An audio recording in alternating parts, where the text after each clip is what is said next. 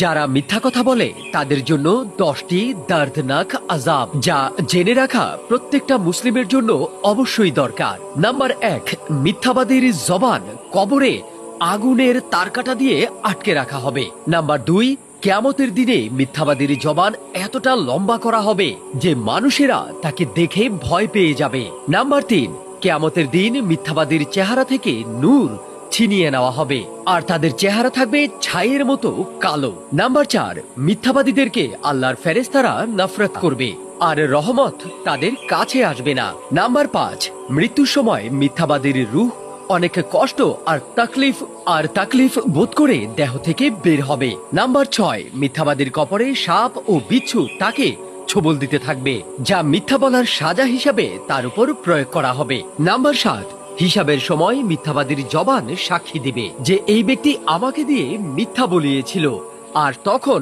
ওই মিথ্যুক শর্মিন্দা হয়ে যাবে। নাম্বার 8, আল্লাহ তাআলা মিথ্যাবাদীর দোয়া কখনো কবুল করেন না যতক্ষণ না সে মিথ্যা বলার কারণে তওবা না করছে। নাম্বার 9, জান্নাতের দরজাও মিথ্যুকের জন্য বন্ধ রাখা হবে যতক্ষণ না পর্যন্ত সে সাজা ভোগ করছে। নাম্বার 10, মিথ্যাবাদী আখিরাতে মুনাফিকদের সাথে জাহান্নামের ওই জায়গায় থাকবে যেটা হবে জাহান্নামের সবচেয়ে নিকৃষ্ট জায়গা। আল্লাহ যেন আমাদেরকে মিথ্যা বলা থেকে বিরত রাখেন। আমিন।